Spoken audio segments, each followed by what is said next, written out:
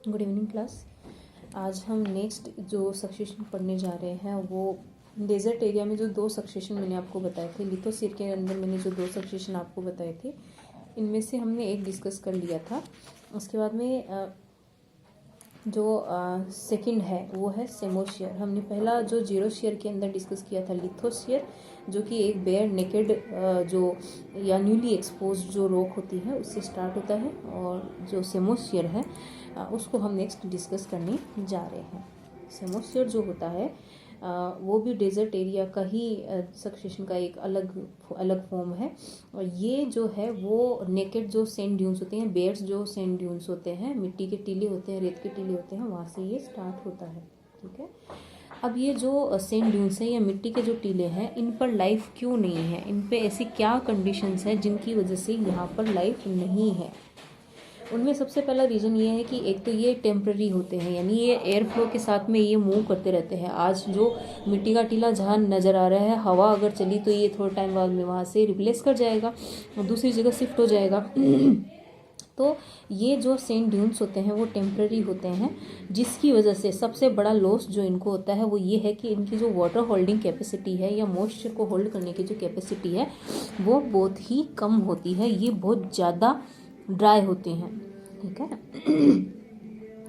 दूसरा, यहाँ पर जो लाइफ के लिए अनफेवरेबल कंडीशन मेंटेन करके रखता है वो है सनलाइट।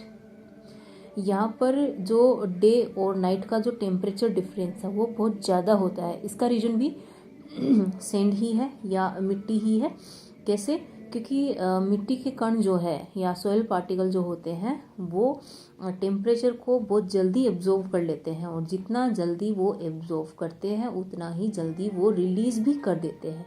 तो जब दिन में लाइट इंटेंसिटी बहुत ज़्यादा होती है तो उस टाइम पे वो टेम्परेचर एब्जॉर्व कर लेते हैं, जिससे वहाँ का जो टेम्परेचर है वो कई बार 50 डिग्री तक चला जाता है, 50 डिग्री सेंटीग्रेड तक चला जाता है।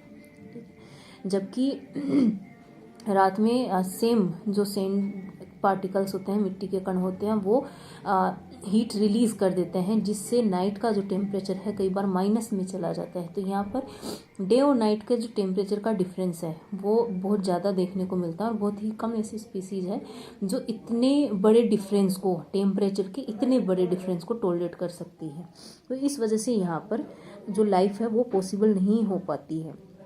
ठीक है, इसके बाद में नेक्स्ट हम डिस्कस करते हैं कि इनके अंदर कौन कौन सी स्टेजेस देखने को मिलती है। पायोनियर्स जो स्टेज है वो कौन सी होती है, क्लाइमेक्स यहाँ पर कौन होता है, ये हम नेक्स्ट डिस्कस करेंगे।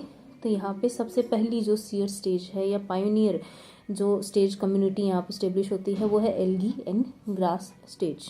ठीक है, जो सैंड ड्यून्स होते हैं उसमें सबसे पहले जो पायोनियर स्पीसीज आकर के बसती है वो एल्गी और ग्रास होती है। एग्जाम्पल 2 मैंने यहाँ पे लिख रखे हैं, एमोफिला और सेकेरम, घास के एग्जाम्पल हैं। और यहाँ पर जैसा कि मैंने बताया कि ये पायोनियर स्पीसीज है, ये अपने इन्वायरमेंट के साथ में इंटरेक्शन करेगी, और इंटरेक्शन के रिजल्टेट ये जो कुछ भी चेंजेस अपने इन्वायरमेंट में लेकर के आती है, उन चेंजेस की वजह से जो यहाँ पर स्टेब्लिश कम्युनिटी है, लाइक एल्गी और ग्रास स्टेज यहाँ पे स्टेब्लिश है, तो एनवायरनमेंट इनके तो अगेंस्ट हो जाएगा, और नेक्स्ट जो सीयर स्टेज है उसके लिए ये फेवरेबल हो जाएगा। तो अब नेक्स्ट हम डिस्कस करते हैं कि एल्गी और ग्रास स्टेज या ये जो पायोनियर कम्युनिटी है ये अपने एनवायरनमेंट के साथ में कैसे इंटरेक्ट करती है, उसमें क्या ऐसे क्या चेंज लेके आती है कि वो एनवायरनमेंट इनकी तो एडवर्स हो जाता है, और नेक्स्ट जो सीयर आएगी उसके लिए ये फेवरेबल हो जाता है, या किसी और स्पीसीज के लिए ये फेवरेबल हो जाता है। सबसे पहला काम जो ये वेजिटेशन करती है वो है सोइल को होल्ड करने का काम, मिट्टी को बांधने का काम, जिससे जब हवा चलती है, जब एयर फ्लो होता है, तो जो सोइल पार्टिकल है या ये जो रेत है ये उड़ करके नहीं जाती है, ये अब स्टेबल हो जाती है। सैंड ड्यून्स जो है वो रिप्लेस नहीं होते हैं, एक जगह से दूसरी जगह नहीं जा पाते हैं। तो सबसे पहला जो काम है वो ये ही होता है। ठीक है, और जब ये वेजिटेशंस यहाँ पर डेवलप हो जाती है, अच्छी तरीके से डेवलप हो जाती है, तो उसके साथ साथ यहाँ की जो सोइल है वो भी स्टेबल हो जाती है, वो भी परमानेंट हो जाती है। और इसके परमानेंट होने का जो सबसे बड़ा फ़ायदा मिलता है वो ये है कि जब ये सोइल परमानेंट हो जाती है तो यहाँ पर वाटर और या मॉइस्चर होल्ड करने की जो कैपेसिटी है वो भी धीरे धीरे डेवलप हो जाती है। ठीक है, तो ये था सबसे पहला पायोनियर कम्युनिटी और कैसे वो अपने एनवायरनमेंट के साथ में इंटरेक्शन करके नेक्स्ट जो सीयर स्टेज है उसके लिए फेवरेबल कंडीशन बनाती है। नेक्स्ट अब जो सीयर स्टेज आएगी वो है रूटेड श्रब स्टेज या जड़ीय झाड़ अवस्था। ठीक है, जब मिट्टी के टीले या सैंड ड्यून्स स्टेबल हो जाते हैं तो जैसा कि मैंने बताया इनके अंदर मॉइस्चर लॉक करने की एबिलिटी आ जाती है, या मॉइस्चर को होल्ड करने की कैपेसिटी इनके अंदर आ जाती है। तो धीरे धीरे उस एरिया के अंदर मॉइस्चर बढ़ने लग जाता है। ठीक है, और जैसे ही मॉइस्चर बढ़ता है और ये सैंड ड्यून्स परमानेंट होते हैं तो यहाँ पर अब श्रब या झाड़ियाँ देखने को मिलेगी जो यहाँ पे सबसे पहले डेवलप होती है। तो यहाँ पर जो झाड़ियाँ डेवलप होती हैं इनमें रूट सिस्टम थोड़ा सा डेवलप होता है, जिसकी वजह से जो सैंड ड्यून्स है उनकी स्टेबिलिटी में और ज़्यादा उनके अंदर प्रोग्रेस देखने को मिलती है और ज़्यादा उनको फ़ायदा देखने को मिलता है। ठीक है, ये जो एरिया हम बात कर रहे हैं ये हम मान सकते हैं कि सेमोशियर या ये जो सक्सेशन है वो राजस्थान जैसे एरिया की हम बात कर रहे हैं। तो यहाँ पे जो झाड़ियाँ होती है उसके एग्जाम्पल है साल्वाडोरा या इसे हम जाल भी कहते हैं। ठीक है, कैपेरिस या केर, जिजीफस यानी बेर, लेप्टोडेनिया भी होती है। इसके अलावा एक कैलोट्रोपिस आँख जिसे हम लोकल लैंग्वेज में आंकड़ा भी कहते हैं, ये यहाँ पर रूटेड श्रब स्टेज के एग्जाम्पल है। ओके, और यहाँ पर इन कम्युनिटी के डेवलप होने का या ये जो स्पीसीज़ अब यहाँ पे डेवलप हुई है इसका क्या फ़ायदा मिलता है। सबसे पहला बेनिफिट तो इनको ये मिलता है कि यहाँ पर मॉइस्चर लॉक करने की एबिलिटी और ज़्यादा डेवलप हो जाती है। जो एल्गी और ग्रास स्टेज थी उसने मॉइस्चर लॉक करना स्टार्ट करवाया था, मॉइस्चर को होल्ड करने की कैपेसिटी सोइल की बढ़ाई थी। अब जब झाड़िये अवस्था यहाँ पर आ जाती है या श्रब स्टेज यहाँ पर आ जाती है तो मॉइस्चर होल्ड करने की जो कैपेसिटी है वो यहाँ पर और ज़्यादा डेवलप हो जाती है। ठीक है, तो इस कारण एक तो सोइल होल्ड हो जाती है, प्लस इनकी डेथ होने से और इनका डिकम्पोजिशन होने से जो सोइल है उसमें मॉइस्चर तो आता ही है, प्लस उसमें ऑर्गेनिक मटेरियल भी धीरे धीरे बढ़ने लग जाते हैं। क्योंकि स्टार्टिंग में जब पायोनियर कम्युनिटी भी नहीं आई थी तो उस टाइम पे एक रीज़न ये भी था जिसकी वजह से वहाँ पे लाइफ सर्वाइव नहीं कर पा रही थी, क्योंकि जो सैंड ड्यून्स होते हैं उनमें फर्टिलिटी, उसकी सॉइल फर्टाइल बिल्कुल भी नहीं होती है। उसमें जो ऑर्गेनिक कंपाउंड्स होते हैं जो कि बेसिक रिक्वायरमेंट्स होते हैं किसी भी वेजिटेशन की, वो वहाँ पर देखने को नहीं मिलती है। ठीक है, और जब ये सोइल में मॉइस्चर बढ़ा देते हैं प्लस ऑर्गेनिक कंपाउंड्स बढ़ा देते हैं, तो अब जो एनवायरनमेंट में ये चेंज लेकर के आए हैं वो नेक्स्ट जो क्लाइमेक्स स्टेज है उसके लिए ये कंडीशन फेवरेबल होगी और यहाँ पर वो स्टेज ये आ जाएगी। ठीक है, ये सक्सेशन की जैसा कि सबको पता है कि ये लास्ट स्टेज होती है, क्लाइमेक्स स्टेज जो है उसको रिप्लेस नहीं किया जा सकता है।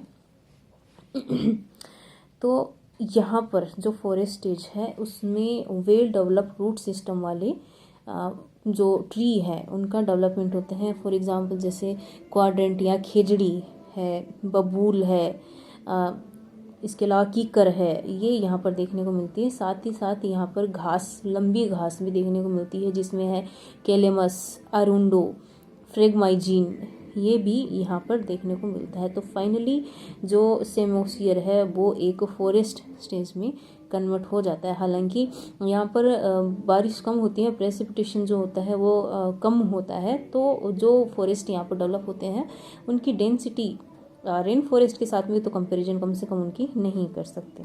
ठीक है, तो यहाँ पर हमने दो जो सक्सेशन थे वो टाइप ऑफ सक्सेशन में हमने दो कंप्लीट कर लिए हैं। हाइड्रोस्फीयर हमने देख लिया और जियोस्फीयर के जो जीरोस्फीयर के जो दोनों एग्जाम्पल थे, लिथोस्फीयर या सेमोस्फीयर, वो हमने डिस्कस कर लिए। अब हम नेक्स्ट चलते हैं, हमारा जो थर्ड टाइप ऑफ सक्सेशन था वो है मीजोस्फीयर। ठीक है, ये मीडियम टाइप का सक्सेशन होता है। इसमें ऐसा भी नहीं है कि बहुत ज़्यादा एक्वेटिक हैबिटाट है या बहुत ज़्यादा वाटर की अवेलेबिलिटी है, या ऐसा भी नहीं होता है कि एकदम ही ड्राई है एनवायरनमेंट। यहाँ बीच की सी कंडीशन होती है। यहाँ हाइड्रोस्फीयर और जो लिथोस्फीयर है या जीरोस्फीयर है, सॉरी, उन दोनों के बीच की कंडीशन होती है। मॉइस्चर न बहुत कम होता है न मॉइस्चर बहुत ज़्यादा होता है।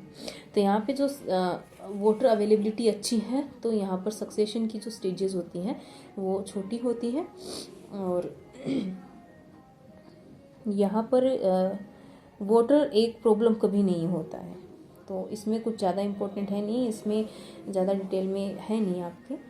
इसके बाद में नेक्स्ट और इस चैप्टर का जो लास्ट टॉपिक हम डिस्कस करने जा रहे हैं वो है मॉडल्स ऑफ सक्सेशन। ठीक है, इसमें जैसे जब हम सक्सेशन की स्टडी करते हैं तो कई सारे क्वेश्चन हमारे माइंड में आते हैं कि ये सक्सेशन होता ही क्यों है, ऐसी कौन सी प्रोसेस यहाँ पर काम करती है कि पायोनियर स्पीसीज जो है वो सबसे पहले आकर स्टेब्लिश होती है, फिर बार बार वो सीयर स्टेज आती है, सीयर स्टेज रिप्लेस हो जाती है, फिर दूसरी सीयर स्टेज आती है, फिर वो रिप्लेस हो जाती है, और ये प्रोसेस क्यों तब तक चलती रहती है जब तक क्लाइमेक्स स्टेज नहीं आ जाती है। ठीक है, एक सीयर स्टेज दूसरी सीयर स्टेज को क्यों रिप्लेस कर देती है। ठीक है, ये भी एक क्वेश्चन था कि ऐसा क्यों होता है। ठीक है, इसके अलावा जो दो इम्पोर्टेंट यहाँ पर डिस्कस करने के टॉपिक बचे थे वो थे कि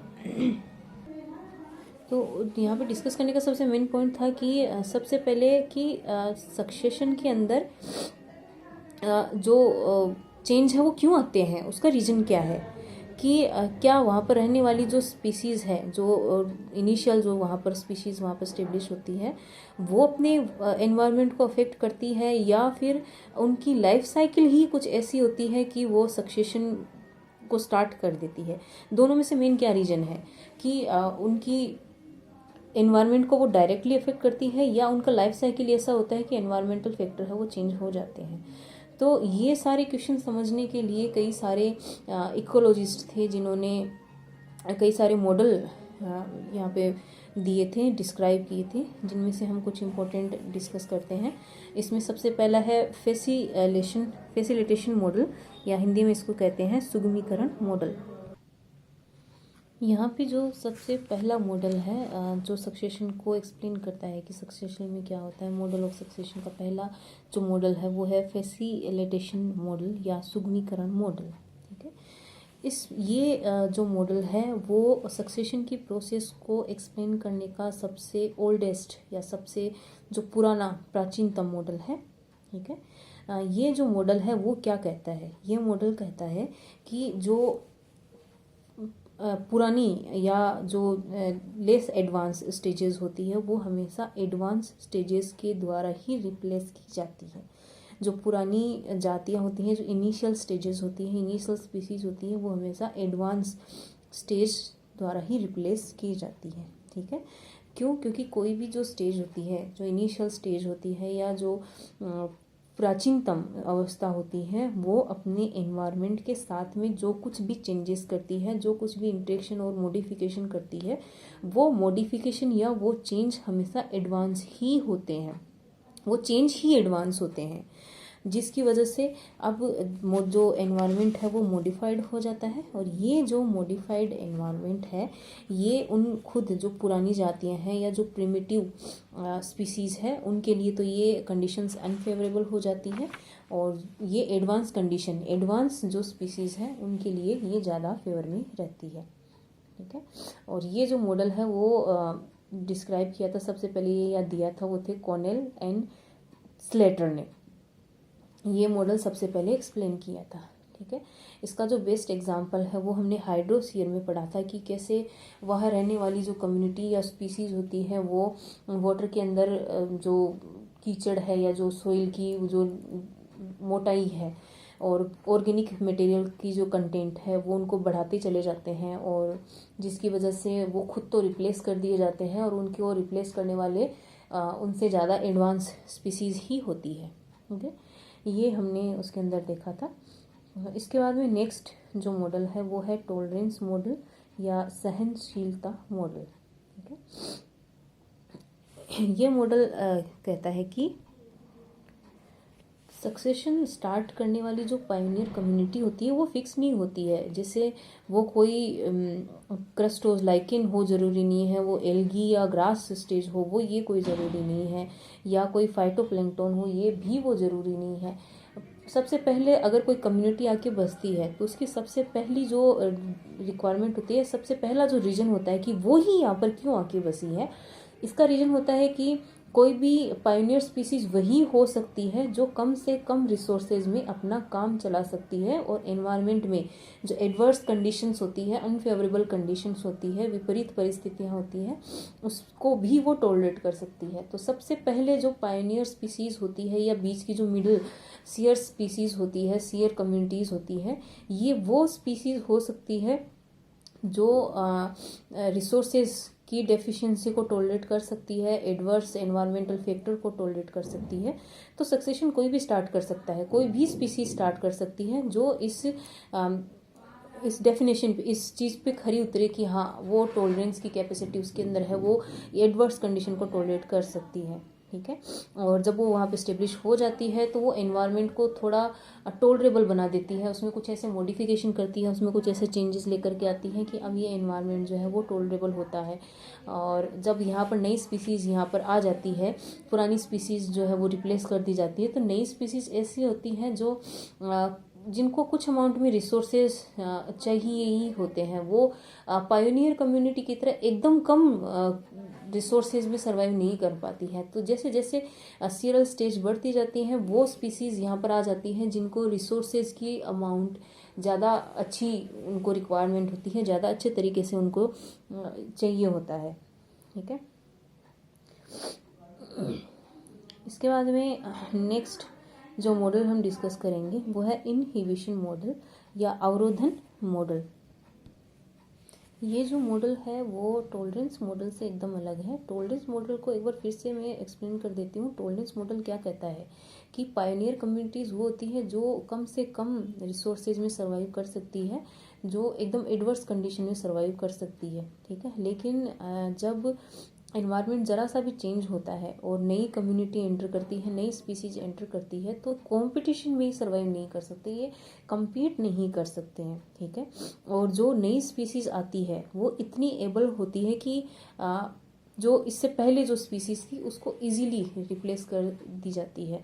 तो पायोनियर स्पीसीज को रिप्लेस करना बहुत इजी होता है, लेकिन जैसे जैसे हम आगे की सीयर स्टेजेस में बढ़ते हैं, उन स्टेजेस को रिप्लेस करना कंपैरेटिवली थोड़ा सा टफ होता है, क्योंकि ये अपने एनवायरनमेंट को लेकर के इनके अंदर टॉलरेंस देखने को मिलती है। थोड़ा बहुत अगर चेंजेस होता है तो ये टॉलरेट कर सकते हैं। इनहिबिशन मॉडल की अगर बात करें तो ये जो मॉडल है वो ज़्यादा हिट्रोजेनस होता है, या हिंदी में कहें तो विषमांगी होता है।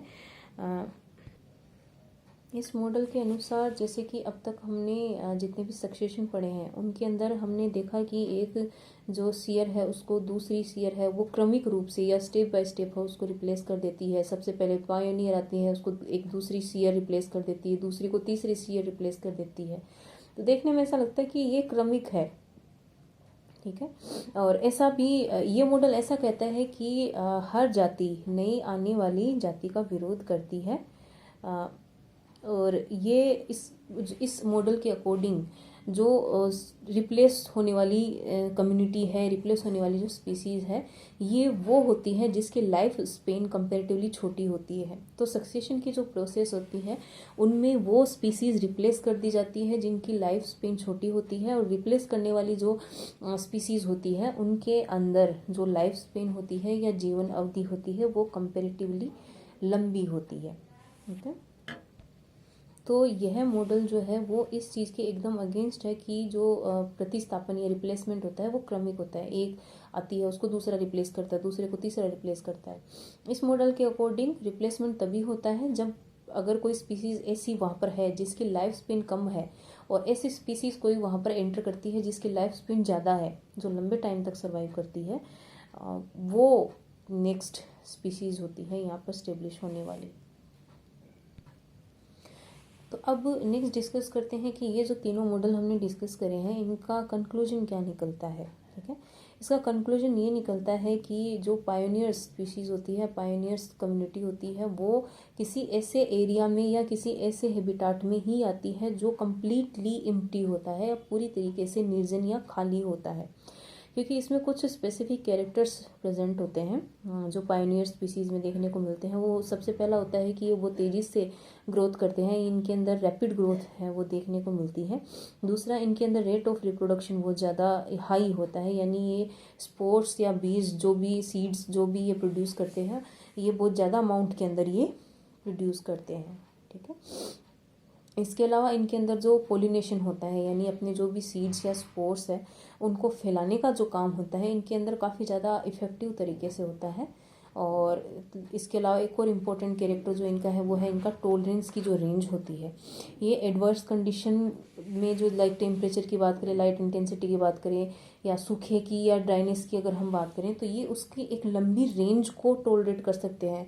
टेम्परेचर है तो उसकी एक लंबी रेंज को टॉलरेट कर सकते हैं, या जो वाटर की डेफिशिएंसी है, वाटर की अवेलेबिलिटी है, उसकी एक लंबी रेंज को टॉलरेट कर सकते हैं। तो ये कुछ पायोनियर स्पीसीज या पायोनियर कम्युनिटी के कुछ कैरेक्टर है, जिसकी वजह से सबसे पहले वो ही आकर किसी कंप्लीटली एम्प्टी हैबिटाट में सर्वाइव करती हैं, वहाँ पे सबसे पहले अपने आप को स्टेब्लिश करती है। ठीक है, ये जो पायोनियर स्पीसीज होती है ये किसी ऐसे हैबिटाट में सर्वाइव नहीं कर सकती जहाँ पर पहले से ही दूसरी स्पीसीज ऑक्यूपाइड हो, क्योंकि जैसे कि हमने पहले भी डिस्कस किया था कि ये कंपटीशन में सर्वाइव नहीं कर सकती है। इनकी और तो कोई प्रॉब्लम नहीं है, लेकिन ये किसी दूसरी जो स्टेब्लिश, अगर ये किसी नए हैबिटाट में जाती है जहाँ पहले से कम्युनिटी बसी हुई है, और अगर ये वहाँ पर जाएगी तो इसको कॉम्पिटिशन करना पड़ेगा, और ये कॉम्पिटिशन नहीं कर सकती, कॉम्पिटिशन में ही सर्वाइव नहीं कर सकती है।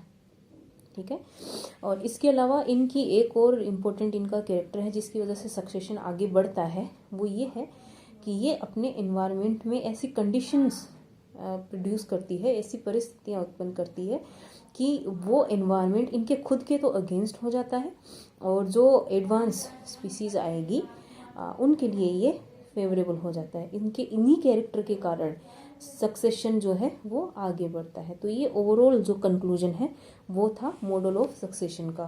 ठीक है, इसके साथ ही हमारा ये जो चैप्टर है वो पूरा कंप्लीट हो गया है। इसमें ये मॉडल ऑफ सक्सेशन इतना कोई ऐसा इम्पोर्टेंट टॉपिक नहीं था। इसके बाद में नेक्स्ट हमारा जो टॉपिक है वो रहेगा हैबिटाट इकोलॉजी।